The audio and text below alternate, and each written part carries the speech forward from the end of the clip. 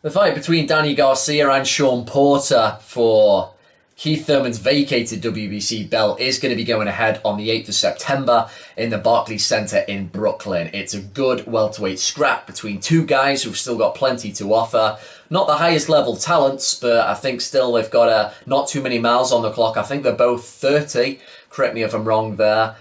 Both former Thurman victims in relatively close fights. Maybe not the Garcia fight, wasn't really that close. He got quite well outboxed by Thurman, really, whereas Porter was able to get in Thurman's face and run him close, but I still thought Thurman won that one 7-5.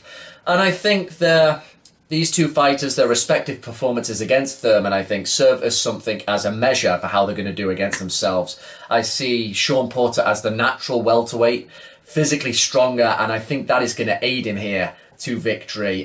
Probably points, because Garcia has proven that he's a pretty tough cookie despite some of his shortcomings. He's had a pretty weird career, Swift, from that great victory he had over Lucas Matisse on the undercard of Mayweather Canelo, where he was the big underdog. Matisse had just knocked out Lamont Peterson, and Garcia looked very good. He boxed well. He showed movement. You could say he showed another dimension to him, where you're thinking, is he possibly an elite talent? Was he possibly right up there? He moved well. He easily outboxed Matisse. Did he floor him at one point? He had him on the floor and he swelled one of his eyes shut. He showed a good boxing IQ. And at that point, he was the underdog, and having beaten Matisse so comprehensively, it was like, right, this is this guy's looking pretty good. And then his next fight, straight after the brilliant Matisse performance, was him basically getting a gift against Mauricio Herrera. I think it was in Puerto Rico he fought, so it was a terrible homecoming. And Herrera really outboxed him, but he was given the decision some. And that took some of the wind out of the sails in terms of how you thought the ceiling was for him as a fighter. And then, of course, I thought he possibly lost against Lamont Peterson as well. And, of course, a big reason for why he found that so difficult was Peterson's physical strength. He was able to bully Danny Garcia, and I think Shawn Porter should be able to do that as well. Now, Porter is somebody who, against Malignaggi as well a few years ago, when he took Malignaggi out, albeit an older one, he started to look, pretty...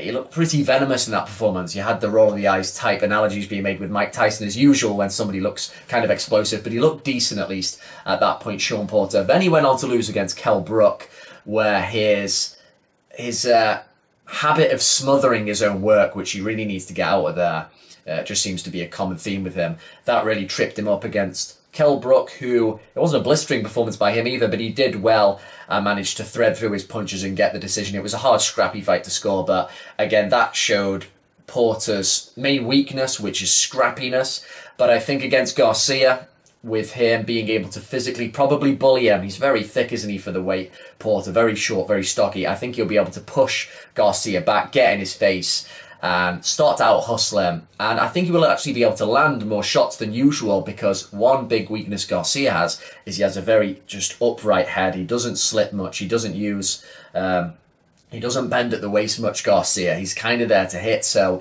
in one sense, Garcia, he's good with the distance. He's quite a clever boxer sometimes. He has some degree of IQ there, which of course he showed against Matisse those years ago. But then again, he's very upright and he just takes shots, and sometimes he tries to match you it, and sometimes he looked very lost in the woods at times against Lamont Peterson, was getting beaten up, and he pretty much almost lost the last second half of the fight, didn't he? So I think that will be the key thing in this good welterweight scrap. I think ultimately Shawn Porter's physical strength, his hustle, the more natural welterweight here, that's going to pay dividends, I think, in a 12-round fight. I'm not sure how the styles are going to gel. It might be scrappy, but I think the naturally stronger man will win. Probably on points, because Garcia is very tough.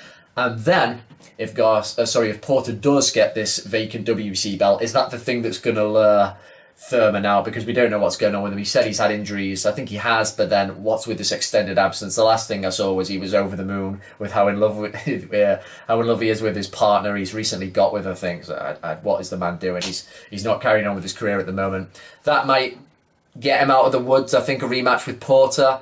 If there's any truth with him being a bit nervous about the prospect of Spence, which it looked like he was when he was talking about Spence, so that might be, I think, one of the factors that's keeping him on the sidelines at the moment. But I think Porter, Garcia, it's a good welterweight fight. I'll look forward to it. A good scrap, Porter to win, and then I predict Thurman to come out of the woods and get that rematch on the go.